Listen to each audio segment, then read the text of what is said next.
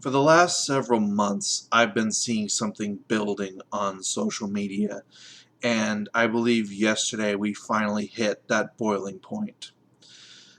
Yesterday, Twitter proper had locked out the account of the White House press secretary for, I'm not even joking, sharing news.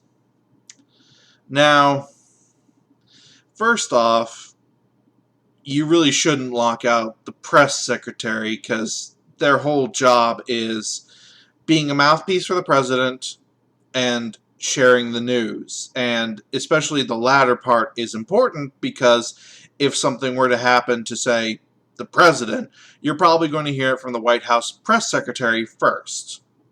So locking them out of their account is particularly dangerous. But second of all, this wasn't a story that she made. This wasn't a thing she made up. It was a piece of news that she was sharing herself that was from another source, and she got locked out for that.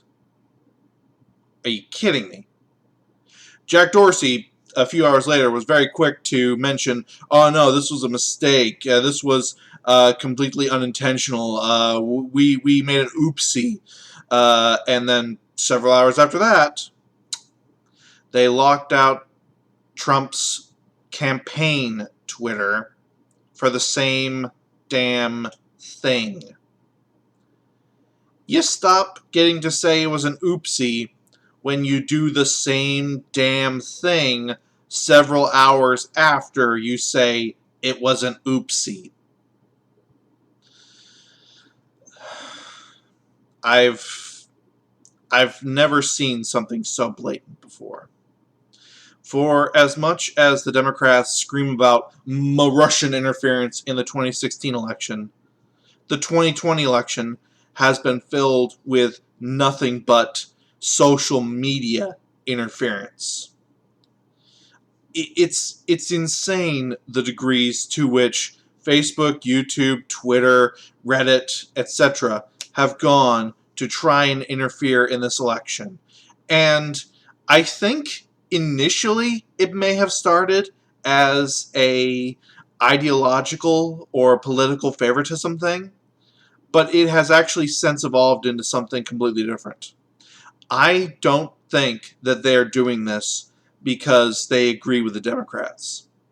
They do this because they are afraid of Trump.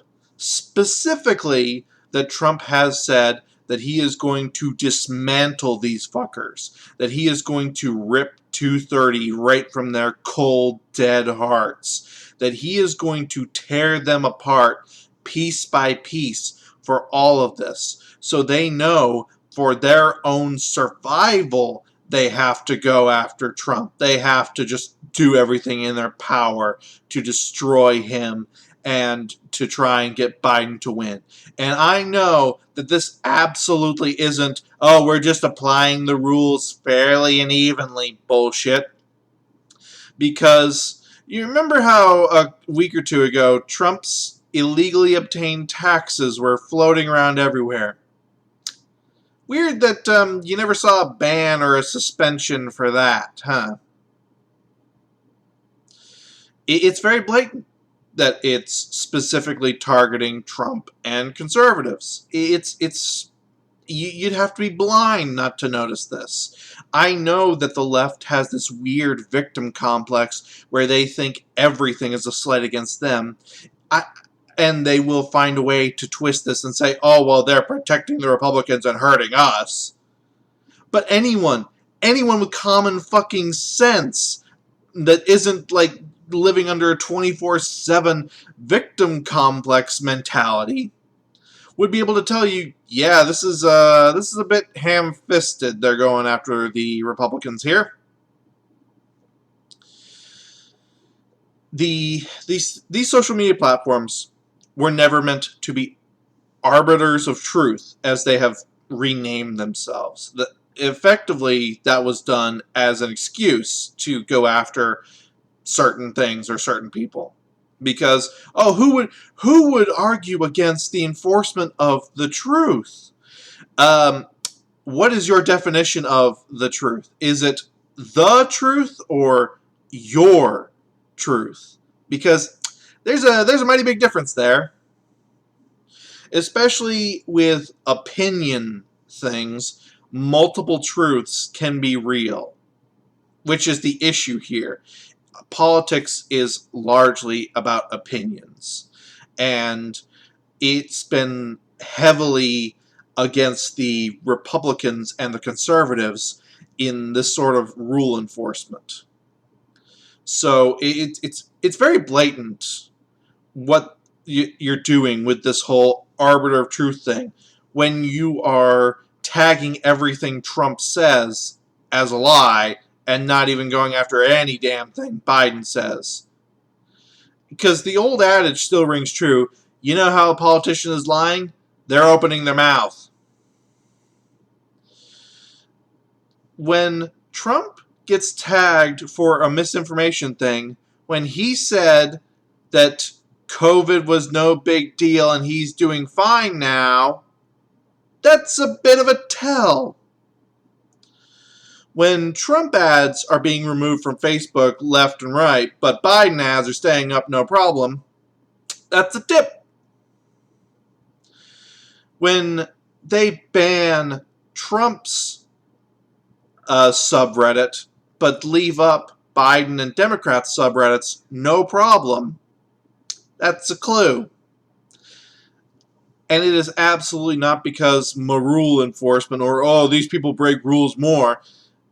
If anything, it's the opposite. But favoritism tends to cloud the minds of the moderators and make them ignore the shit from their personal grouping.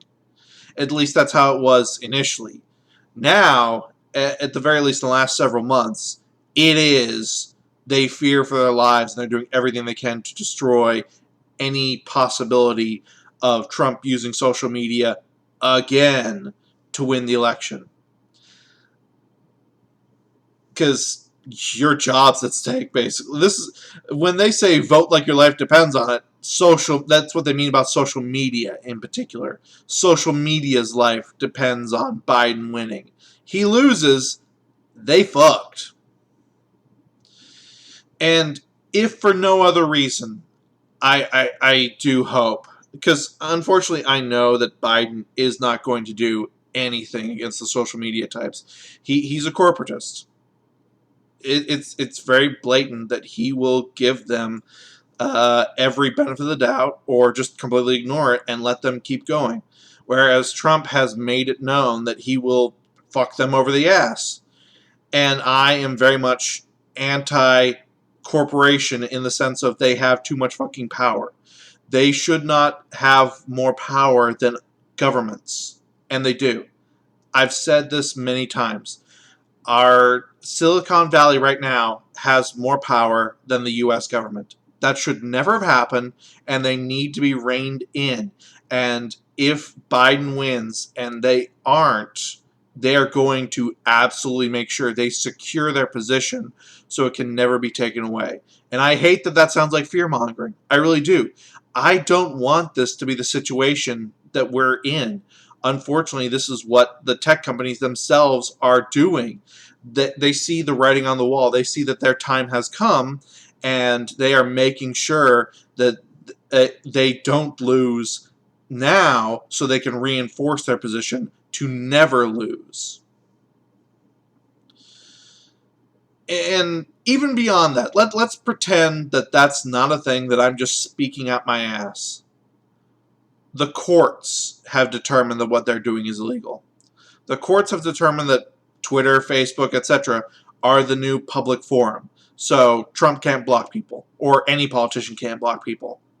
That's a double-edged sword, though, because that means that social media can't become the arbiter of truth, and they can't block the politicians from speaking either, which is exactly what they're doing. You're blocking the people that are using the public forum from using it as a public forum. Again, That's illegal, according to the law. The people in the public forum can't block others from hearing them, and the public forum can't block them from speaking. So I'm amazed that they haven't been brought up on charges for that, but they absolutely will be post-election if Trump wins. I've said for years that our social media needs to be reined in, that this absolutely isn't what it was built for and wasn't intended for. And now more than ever, it needs to happen. If it doesn't happen now, it's never going to. And that is terrifying.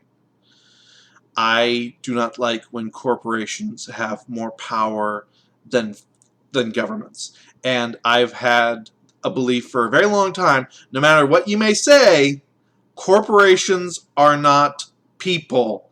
I don't care what that ruling fucking says. They are not people. And the fact that the Democrats have jumped on board with the idea that, oh yes, corporations are people, because they're favoring them this election rather than the Republicans, that's very telling as to their real opinion on this. I've never changed that opinion, and I still hold true. Corporations should not have this kind of power. Corporations are not people. Corporations should not be able to break the fucking law and show extreme favoritism to one side because it would save their asses. They are not the arbiters of truth. I don't care about all of this shit. I don't care how good they make it sound. They should not be able to do this, and the fact that they are is terrifying. It should terrify everyone. And yet political bias and orange man bad blinds people. You'd think that this would be the one thing that the left and the right could come together on, that these corporations should not have this level of control. Yet here we are. God. That feeling when Trump is the lesser of evils and the greater hope for stopping a corporatist nightmare.